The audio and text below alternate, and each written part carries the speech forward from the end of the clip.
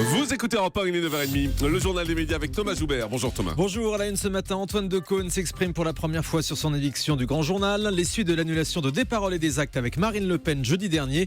Et Léa Salamé se défend après les révélations sur ses déjeuners à l'Elysée. Et on commence avec les premières confidences d'Antoine Decaune depuis son éviction du Grand Journal. L'animateur sort de son silence quelques jours avant le lancement de son nouveau talk-show sur Canal+, intitulé L'émission d'Antoine. Dans une interview à Télé Loisirs, il avoue que son départ du Grand Journal a été une période très difficile et qu'il a mis un bon moment à s'en remettre. Antoine Decaune affirme avoir tourné la page, mais qu'il ne regarde pas la nouvelle version présentée par Maïtena Birabin parce qu'émotionnellement, c'est encore assez étrange pour lui. Benjamin Castaldi revient sur son passage à D8. Alors un passage qu'il qualifie de plantage total, une grosse déception selon lui. Benjamin Castaldi s'exprime dans Télé Loisirs cette semaine avant la sortie de son livre. Il raconte avoir souffert des relations difficiles avec Cyril Hanouna. Quand le mec pèse plus lourd que vous, vous la fermez, déclare-t-il. Il estime qu'un régime de terreur règne à D8, la seule chaîne où un animateur a tous les pouvoirs. Selon lui, Cyril Hanouna a un talent énorme, mais il fait ce qu'il veut avec plus ou moins de délicatesse. Pas sûr que ça améliore les relations entre les deux animateurs. Les suites de l'annulation de l'émission politique de France 2, Des paroles et des actes avec Marine Le Pen jeudi dernier. Vendredi, la présidente du Front National a justifié son absence à l'émission. Je ne suis pas un paillasson sur lequel France 2 peut s'essuyer les pieds. Elle estime avoir été traitée avec un très grand mépris et a accusé David Pujadas d'amateurisme. La Société des journalistes de France 2 a défendu le présentateur, mais la SDJ réclame toutefois de la rigueur dans l'élaboration de l'émission afin qu'aucune pression, ni de droite ni de gauche, ne vienne altérer sa nécessaire indépendance éditoriale. J'ajoute ces dernières informations révélées par Europe 1 vendredi. Avant d'annuler sa participation, Marine Le Pen avait envisagé de se rendre sur le plateau avant de le quitter en direct après une vive explication.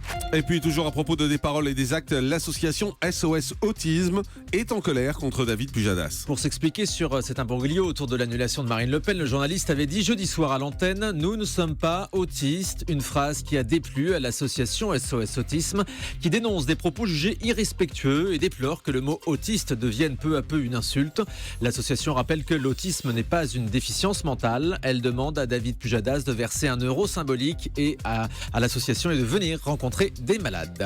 Zazie ne voudrait pas de The Voice Kids pour sa fille. La chanteuse ne semble pas très fan de la version enfant de The Voice. Voilà ce qu'elle répond quand on lui demande si elle laisserait sa fille de 13 ans participer à The Voice Kids. Zazie interrogée chez nos confrères de RFM. Bon alors The Voice Kids, je lui dis va dans ta chambre.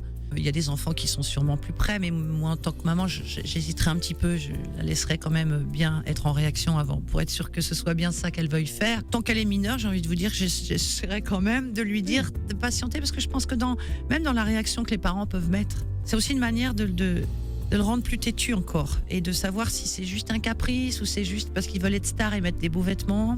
Je vois beaucoup de jeunes qui viennent et qui me disent bonjour, je voudrais être star, comment je fais? Donc c'est bien de leur rappeler que dans la musique c'est intéressant, c'est le chemin, c'est pas le résultat. Et puis samedi, c'était le retour de Danse avec les stars sans Vincent Cerruti. Du coup, on s'est dit, mais Vincent Cerruti, t'es où? Oui, il était en week-end et il a profité du lancement de la nouvelle saison de Danse avec les stars pour donner de ses nouvelles sur son compte Twitter. Voilà.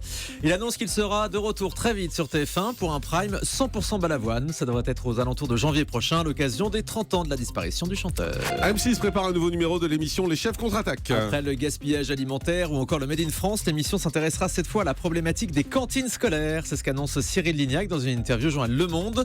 Le chef sera toujours entouré de Guylaine Arabian, Yves Cantbord et Philippe Etchebest qui sera d'ailleurs dans quelques instants avec nous. Normalement. Il vient d'atterrir. Léa Salamé révèle qu'elle a déjeuné avec François Hollande à l'Elysée. La journaliste joue franc jeu en parlant ouvertement de ses déjeuners dans la revue Charles. Pour Léa Salamé, François Hollande peut se montrer plutôt charmant et c'est bien le danger de ce genre de rencontre, ajoute-t-elle. Alors plusieurs internautes s'en sont étonnés, comme le philosophe Michel Onfray sur son compte Twitter. Léa Salamé lui a répondu directement en expliquant que ses déjeuners avaient été organisés avec plusieurs journalistes de France Inter où elle travaille, comme il est usuel pour toutes les rédactions. Et puis on peut vous révéler ce matin les noms des invités de la deuxième émission de Face à France. Ce sera demain soir en direct à 23h05 sur Énergie 12. Face à France, nouveau talk show en deuxième partie de soirée tous les mardis soirs en direct avec vous. Jean-Marc, un panel de Français interroge des personnalités. Cette semaine, les invités seront Evelyne Thomas pour sa première interview avant son retour à la télé. Les Femmes sont également sur votre plateau, souvent critiqués pour leurs actions qu'elles mènent seins nus. Et enfin Vincent Moscato, l'ex-rugbyman qui pousse un coup de gueule contre les stars qui s'engagent en faveur des migrants. Voilà, ça devrait être tendu. Demain soir, 23h05 en direct. On termine avec le chiffre du jour. 90 minutes et ça, ce sera la durée de la première fiction tournée à Groland. Toute l'équipe de l'émission humoristique de Canal travaille sur un téléfilm d'1h30 qui sera diffusé le 19 décembre sur Canal+. Ce sera l'histoire de 2 Grolandais qui partent à la conquête du monde avec une invention révolutionnaire. Merci Thomas. Europe 1.